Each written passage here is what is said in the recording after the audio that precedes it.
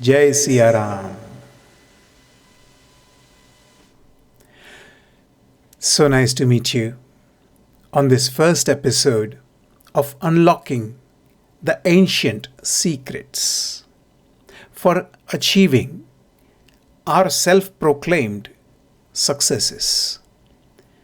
Our gurus and saints have always done research, and they have done so much work that we don't need to reinvent the whole wheel. And that's why these sessions. Today, in the modern world, we are seeing that whenever we go to social media or online, there is so much information. It's a deluge of information, and you don't know what to do with it. It's just too much. And quite a bit of it is good as well, but we don't know how to use it. It's like somebody goes and comes to you with a manual of how to fly a plane. It just gives it in your hand. There you go. You got the whole manual, whole guidelines, everything in detail, how to fly a plane. How good is it for you? Unless you are a professionally trained pilot, that book is useless. At best, by using that book, if you try to fly, you will crash and hurt a lot of people. At best. At worst, it will be more worse. And so, we have a saying, Neem Hakim Khatre Jaan. Rather than knowing something, it's better knowing nothing. Either you should learn thing in a good way, in a proper way, or not do it. Because things can bring us problems. Whereas if we want to succeed, we need a plan. Because in the Western world we say, and even in India we believe, in our ancient ways, and that is, if you fail to plan, you plan to fail. So never go into the idea that we'll just wing it. Maybe you could do that after lots of practice because it has become muscle memory. It is just recorded in your hearts and minds. Then it's all right. Otherwise, it's not going to help. And so we have to understand the basics now. So this is our first episode on this whole series of unlocking the ancient secrets for success. The first point to understand is this. Sar salamat to pagdiyan bahut. If you are alive, you can wear different dresses, you can go to different parties, you can travel to different countries you want. But if you are not here in this world, basically saying dead, or you are very ill, neither you can travel very well, neither you will socialize very well, and life won't be fun at all. And so, we start from the right of the basis, Mool Aadhar, from the foundation, and that is Sar Salamat to Pagdiyan Bahut. May we learn to get our basics in order. And while I am sharing this with you, I have to give you a disclaimer. I am not sitting here on a high horse and saying, I know exactly what to do, I have done it, and I am very good at it. No. I have learned a lot of things in my life. And there have been a lot of trial and errors. There have been a lot of mistakes. A lot of learning situations have come in my life. I never believe that there is a failure. There is always failure to learn. So you should always be careful not to take life in such a way that you don't make mistakes. Mistakes is the only way we learn. Most of the time. So here we go. We have to understand that at the end of the day, if you really look at it, all of us are dead anyway. Do you comprehend the idea of this sentence? From today, 50 years, 60 years, 100 years onwards, you and me won't exist in this world. Agreed? Tough, but very true. In the end, we are all dead. So the idea would be to find immortality. Until we find that fountain of youth and immortality and live forever, we have to do something to take this life, this body, and stretch it out as much as possible. That is at the core of starting.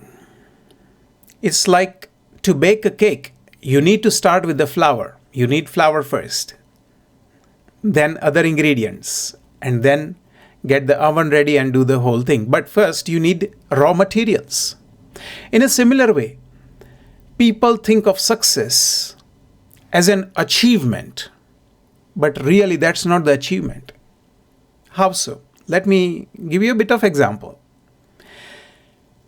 By the time a mango tree gives you mangoes to eat as a fruit, it takes years and years and years for the tree to mature first. And so, if you go into your garden today and sow a mango seed and expect the tree, which I doubt you would, tomorrow, you're not going to get any mangoes. Why? Because preparation takes a lot of time. And after years and years and years of preparations and giving it good manure, good fertilizer, the tree grows well, and voila, eventually the mangoes start coming. Do you see? So what we have to do is wait patiently and follow the plan, follow the formula. Slowly, slowly, it will develop and grow. The problem with today's world is everybody is in a rush. Let's go and do this quickly. Everybody wants things done yesterday. You know where it's going to lead you. Frustration and stress and worries. Nothing much. And so, we need a plan. We need a system. And a life is like that as well. Life is basically a series of actions put together. That is our life. We get up in the morning, we go to the loo, we brush our teeth, we freshen up, get dressed, drive, go to work, something like that. And there's a plan for it. Now, if you skip one of these things, it's not going to help you too much. Say, for example, you did everything else what I just said, but forgot to brush your teeth. Now what will happen? All the day, the people you will meet, they will go, you smelling. Do you see? They won't like it. If you forgot to shower, again, one of those reasons, you would at least, if not smell, you would have another problem, and that is, you won't be fresh enough. And if you didn't get up on time, then you had it. You're delayed for your job, and stress and rush comes in. So basically, life is a procedure of steps. And those steps should be taken in a good way, in a proper way, in an organized way, not random. It's a system you have to follow. Sometimes people come to me and say, Hemang Bhai, there is no action. We are doing inaction. I'm just chilling. I'm doing nothing. What do you tell that person?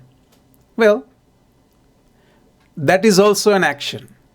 Choosing not to do something is also choosing what to do. Basically, you're choosing not to do anything. So that inaction is also an action on your part in a way. And you know what happens is that if you sit around doing nothing and if you hope for the best, it wouldn't work. So being proactive and having a grip of your own steering wheel is very important. So now we know that action is required. We need to do things in life. We need to go to work. We need to study. We need to exercise. We need to eat food. We need to have friends and all other reasons. They are all actions. Do you realize? They are all actions. And when we do actions, they generally fall in two categories. The first one is the action which makes mistakes. So you've done some things, but you did it wrong. And then there are other actions which you've done and they've been correct. Nothing wrong with it. Which means you got some actions which we made wrong, some action you did were correct and right and helpful. What we need to do is increase more of the good ones and decrease the mistaken actions. Maybe learn how to fix them as well. And that way, we can get slowly further. So where are we leading with all this? See, there are a lot of people in this world who go to universities. You might have been to university as well. In fact, you might want to put a comment in the comment box. How was your degree experience? When you got the whole degree, 3 years or whatnot you studied, what was your experience? How did you find that degree? How easy or hard was it? Was it helpful? So, coming back, university will offer lots and lots and lots of degrees. The question is, how many can you do? So suppose somebody can say, I can do a lot more, Okay, fine. You done 1 degree, 3 years gone, another degree, 3 years gone. If you're too good, you're doing parallel 2 degrees at the same time. Say, hypothetically, somebody can do that. Say, for example. Fine. Well done to them. Hats off to them. But there are more than 100 degrees in one university offering. In generally, I see the local universities. Now, my question to you is, can you do all 100? Because they all are good. BSc in computer science is good. BSc in chemical engineering is good. You can do mechanical engineering. You can do construction engineering. You can do lots of other engineerings.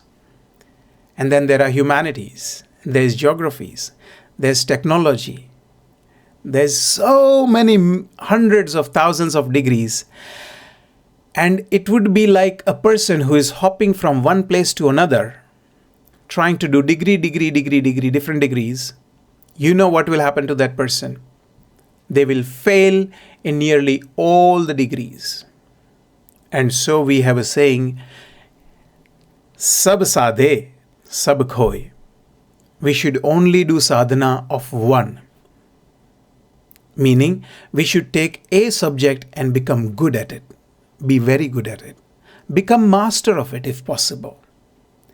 This is very important. And I would now add, in the modern world, we also have to be master of one and jack of all at the same time. You cannot be master of one and know nothing else. Nowadays, it doesn't work. We need multiple skills for multiple things in life. And that's why we are going to do these series of discourses and discussions. Discussion, because after this little bit of discussion we finish, we are going to go into discussions. So I will welcome you to put a question in the comment box. If you are joining me via virtual, Zoom, you can come online, raise your hand, and then you can come and ask your question. And we can go into question, answer, and discussion sessions. Now, the next point to understand is, it's oxymoron. It's two opposites. Number one, we need to find ways to succeed in life, to achieve our goals, not sit around waiting for things to happen by itself. So that's a strategy. But then what people do is, they say, let's be active. And then they become so active, they are super active. They are massively active. They are constantly switched on. Their phones are ringing 24/7, day and night. The music is going on. Meaning, work. Constantly. There's so much to do. So either you have one side people who don't want to work, procrastinate, and then other side you got people who want to work too much. They are non-stop workers. And there's a term for it. You know that. Workaholic. And so, one of the most intelligent scientists of our times, Albert Einstein, said, "A calm and modest life brings more happiness than the pursuit of success combined with constant restlessness." And therefore, even he is advocating to be calm, to be content. Otherwise, if you will constantly try to chase one after another, new goals, your life will be restless and stress-filled.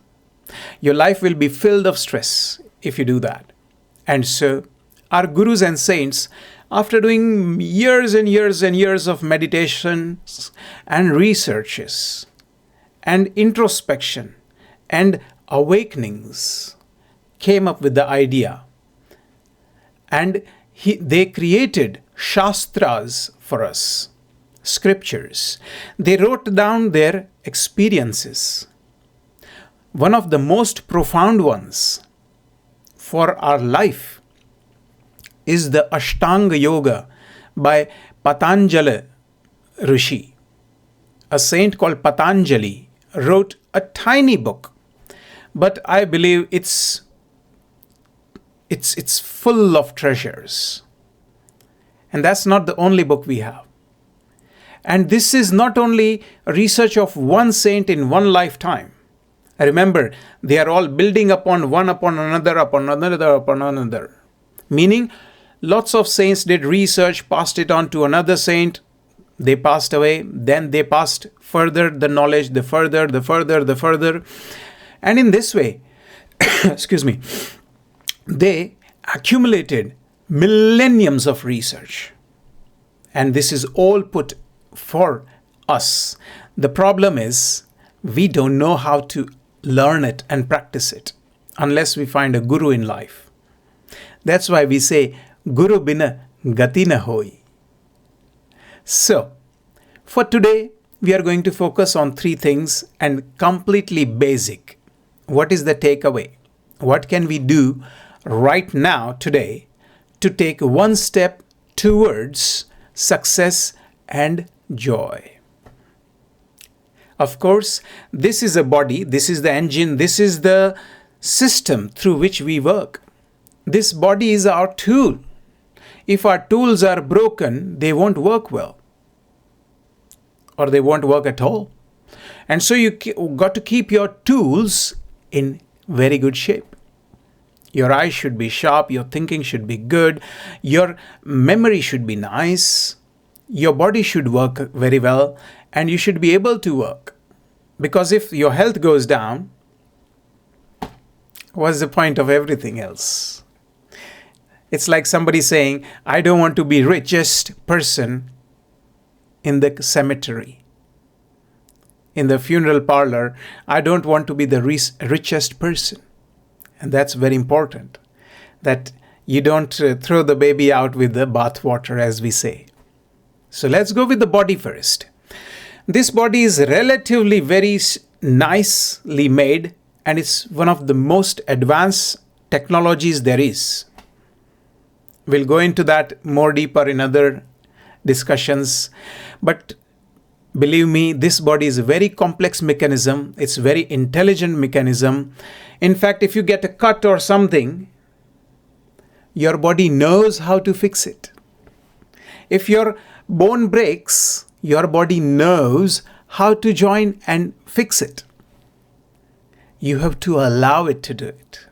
Most people get in their own way to succeed. We call it self-sabotage. And so, the body is important. Let's understand. For the body, we need a system in place. Again, system is very, very important. There should be a system for everything. And for the body, we call it the circadian rhythm. You know what is rhythm? Music. So if you go da din din da din da tin tin ta din din da. Do you see everything is going in beats? And then the music or the song is built upon that rhythm. However, if the beat was going off beat, then you will realize and you think, something is wrong. This music doesn't sound correct. You will find out straight away. And you won't like that song. Same happens with our body and mind and life. If you go out of sync, if you go out of tune, if you go out of step, the body doesn't like it. And if you want to experiment, you can do it for yourself. Say you sleep every day, right? One day you decide you don't want to sleep. Say, for example, you don't sleep all night. Next day, where will be your productivity, meaning how good you will be achieving your work the following day? Think of it. Your energy and your skills, your memory recall, everything will come down. Why? Because you changed your system. The rhythm got out of sync. Body doesn't like it. And therefore, what we have to do is maintain a circadian rhythm. Sleep at right time, regularly, similar time, and get up in the morning at similar times. Even if it is a holiday or a working day, no matter what, stick to the routine. Routine is the key. So that was circadian rhythm. And then once you got that circadian rhythm right, we will go slowly more into it. But for now, keeping things simple, we need to exercise daily. 30 minutes. It can be brisk walk, it can be swimming, it can be cycling. Any physical activity where you are a little bit out of breath, your blood pulse rate goes a little bit higher than normal, and you're a bit out of breath. If you do that for 30 minutes every day, it would be amazing for your body. Preferably, if the weather is good, you should do this outdoors, in the garden, in the park, where it is safe to do so. It would be amazing. And there are a lot of other things to go into that, but we will cover exercising and yoga, asanas and pranayam in future episodes. So 30 minutes exercise, regular time sleeping and waking up. Third thing is the fuel. The fuel that you put into this engine should be of very high quality. What does that mean? You should have fresh, live enzymes. Let me give you a simple example. You take spinach, nice fresh green spinach. If you put it in salad and put dressings and eat it, your body will digest it, no problem. But now you say, I want to cook it. And not only cook it, you take it, super cook it. You put it in a pot and keep on boiling and boiling and boiling and boiling and boiling. Eventually what will happen is the live enzymes in the spinach will die. Basically, the spinach will be dead. It will be just fibers. You would have lost most of the vitamins and minerals from there. They would just get into a problem. And so, if you have to cook, then do cook. Of course, some things you cannot eat without cooking, like potatoes. You cannot eat potato without being it cooked. So now we go to the second point, which is resources. We need resources in our life because every few hours we get hungry, we get thirsty, we need clothing, we need roof over our head, we need all the other things in life. And so we have to find a way to be sustainable in resources. Again, that's a huge chapter in itself. We'll look at it in future. But basically the idea would be you become very good at one thing in life. You can be a carpenter, but you want to become the best carpenter in your city. If you're a plumber, become the best plumber in the city. If you are a photographer, become the best at what you do. That's the preliminary requirement before we can go ahead and succeed in resources. Because if we don't have skills, manual labor won't take us far. And thirdly, and more importantly, the body can only be happy if the mind is happy. And for that, we have to learn to meditate every day. Again, a huge topic in itself. Cannot cover straight away. Secondly, listen to nice music. I would say more classical music, raga-based music. Even if you like Western Beethoven, Mozart, and things like that. And even in there, you can research for some other kind of ragas which are very calming. So we can do meditation, we can listen to music, we can learn to be tranquil in life. And as we go ahead, we can slowly learn to pray. Praying is a technique. You can't just wing it. The modern world, we have to learn that as well. So we have to learn to pray. And when you can do all these things, slowly, the thing next one to do would be to help 5 people a day. Well, that's the idea. But if not 5, help 1 person a day. And then when you can do that, you can go and make another vow that I will try and make 1 person smile every day. And when we do these things, when we associate ourselves with the society, when we calm down, when we relax, we become happier person to live with. We are happy with ourselves, content with ourselves, and people around us generally would like to live with us. They would feel comfortable around us. And so, live and let live would happen. Now, I would conclude here and wish you great success. God bless you and Jai Siya Ram.